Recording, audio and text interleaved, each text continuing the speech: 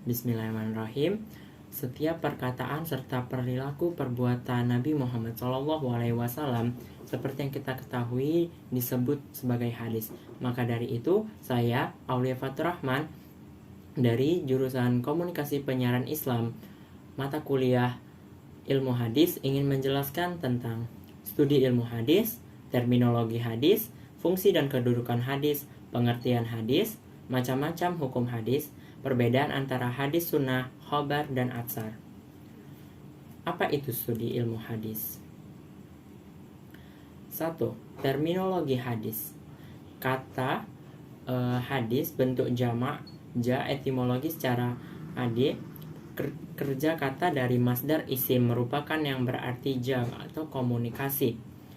Cerita, percakapan baik dalam konteks agama maupun duniawi atau dalam konteks sejarah atau peristiwa dan kejadian aktual.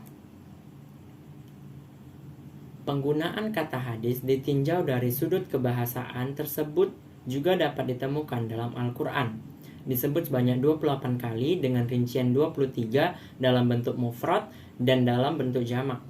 Menurut M.M. Azami, penggunaan kata hadis dari sudut kebahasaan dalam Al-Quran ini antara lain komunikasi religius, pesan, atau Al-Quran sebagaimana terdapat dalam Quran Surah Az-Zumar ayat 23. Cerita duniawi atau kejadian alam pada umumnya seperti dalam Al-Quran, Quran Surah Al-An'am ayat 68. Poin ketiga, cerita sejarah sebagaimana terdapat dalam Quran Surah Toha ayat 9. Lalu, poin keempat, rahasia atau percakapan yang masih hangat sebagaimana terdapat dalam Quran Surah At-Tahrim ayat 3.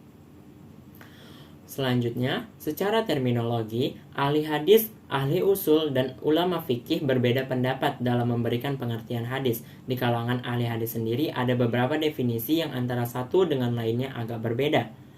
Ada yang mendefinisikan bahwa hadis adalah A. Segala perkataan Nabi SAW, perbuatan dan hal ihwalnya, yang termasuk hal ihwal ialah segala pemberitaan tentang Nabi SAW, seperti yang berkaitan dengan himmah atau kemauan, karakteristik, sejarah kelahiran, dan kebiasaan-kebiasaannya. 2. Segala sesuatu yang bersumber dari Nabi SAW berupa perkataan, perbuatan, takrir atau pernyataan pengakuan maupun sifatnya. Yang ketiga, sesuatu yang disandarkan kepada Nabi SAW baik berupa perkataan, perbuatan, pengakuan atau takrir maupun sikapnya. Terlepas dari perbedaan di atas, yang jelas bahwa pengertian hadis yang telah dikemukakan oleh kedua ulama masih dalam rumusan yang terbatas dan sempit, yaitu pada sesuatu yang disandarkan pada Rasulullah SAW.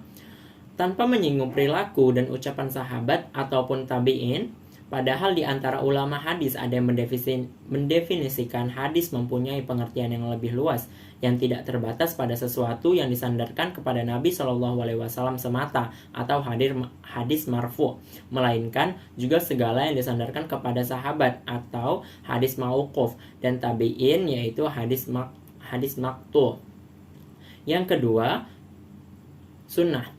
Sunnah secara etimologi berarti jalan lurus dan berkesinambungan, yang baik maupun yang buruk. Para ulama memberikan pengertian sunnah secara bahasa sebagai berikut: jalan dan kebiasaan yang baik atau yang jelek. Atau dikatakan pula dengan jalan yang ditempuh baik, yang terpuji ataupun yang tercela. Biasa juga diartikan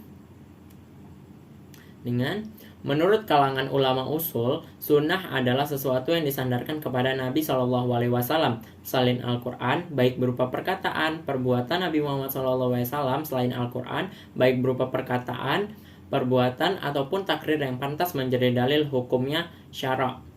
Sedangkan menurut fuqaha, sunnah adalah hal-hal yang berasal dari Nabi SAW, tetapi hal itu tidak fardu dan tidak wajib. Ulama usul fikih membatasi definisi di atas dengan selain Al-Quran karena mereka memandang Rasul sebagai syar'i, yaitu yang merumuskan hukum dan menjelaskan kepada umat manusia tentang peraturan-peraturan dan kaedah-kaedah hukum yang berlaku dalam kehidupan ini. Sedangkan sunnah menurut ulama fikih adalah setiap yang datang dari Rasulullah SAW yang bukan fardu dan tidak pula wajib. 15 hal ini karena sasaran ulama fikih adalah perbuatan mukallaf yang terdiri dari wajib, sunat, haram, makruh, dan mubah.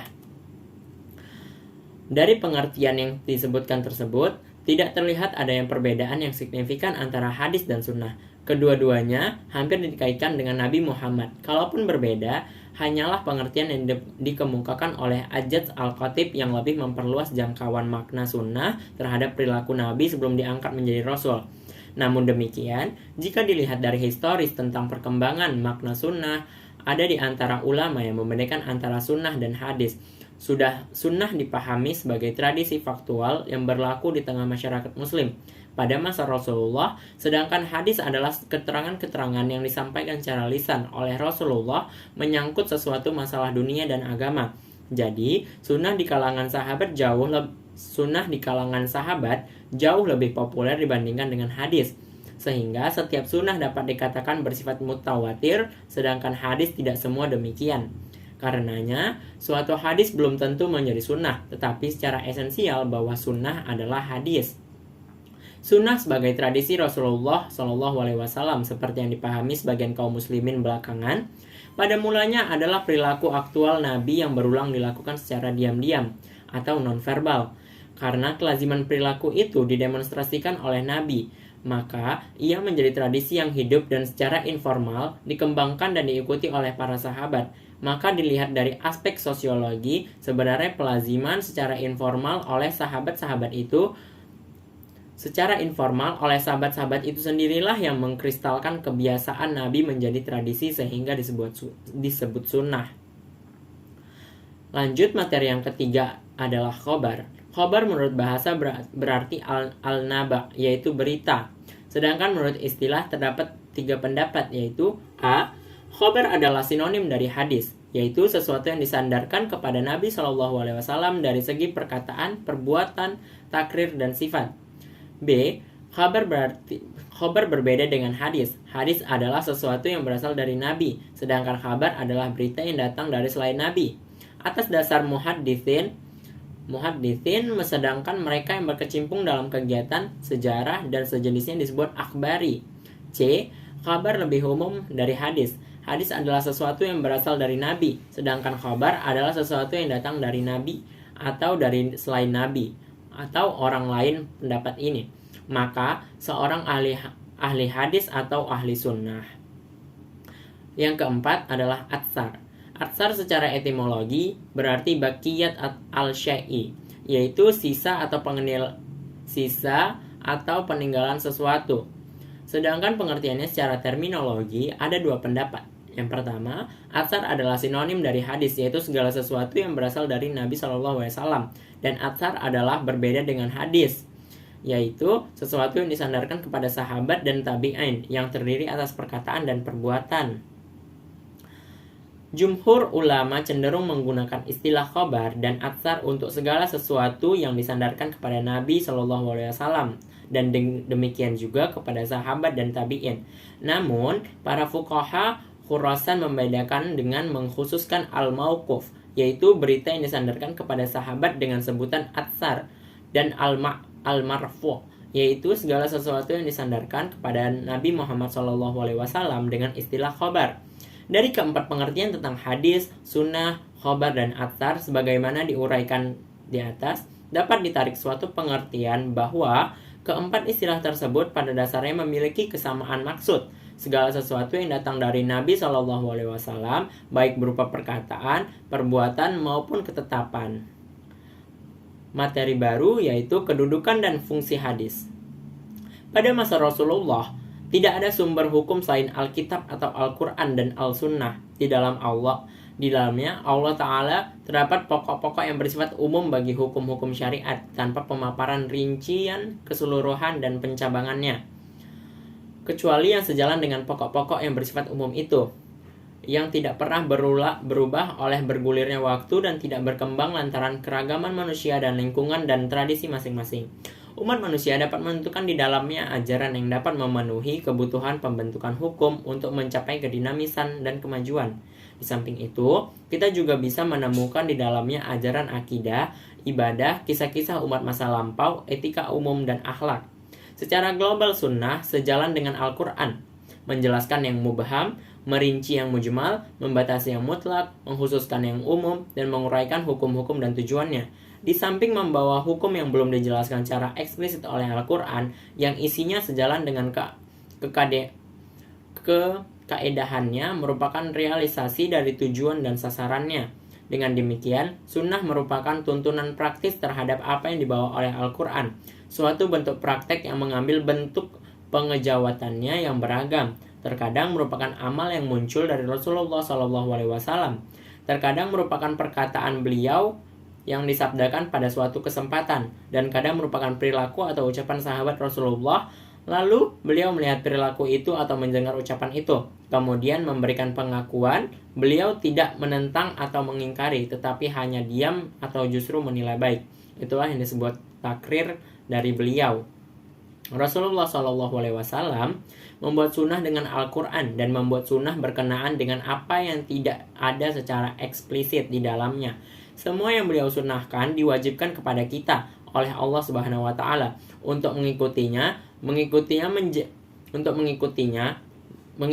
dijadikan sebagai bentuk taat kepada beliau, dan menyimpang darinya dijadikan sebagai bentuk durhaka kepada beliau, suatu bentuk sikap yang tidak bisa diampuni. Dengan demikian, Allah Subhanahu wa Ta'ala tidak menjadikan pintu keluar dari mengikuti sunnah-sunnah Rasulullah. Ibnu Al-Qayyim Al-Jauziyah mengatakan, sunnah merupakan tambahan dari apa yang belum dijelaskan oleh Al-Quran, merupakan pensyariatan dari Nabi SAW yang harus ditaati dan tidak dihalalkan mendurhakainya. Ya, hal itu tidaklah merupakan sikap mendahului Al-Quran, tetapi merupakan wujud taat kepada Rasulullah SAW yang Allah Subhanahu wa Ta'ala perintahkan. Seandainya berkenaan dengan jenis ini Rasulullah SAW tidak ditaati, maka ketaatan kepada beliau tidak ada arti sama sekali, dan gugurlah ketaatan khusus terhadap beliau. Di samping itu, bila taat kepada beliau hanya berkenaan dengan apa yang ada dengan Al-Quran, tidak berkenaan dengan hukum tambahan dari beliau juga, maka tidak ada ketaatan khusus kepada beliau. Cukup sekian penjelasan saya tentang studi ilmu hadis kali ini. Saya Aulia Fatur Rahman, pamit undur diri. Assalamualaikum warahmatullahi wabarakatuh.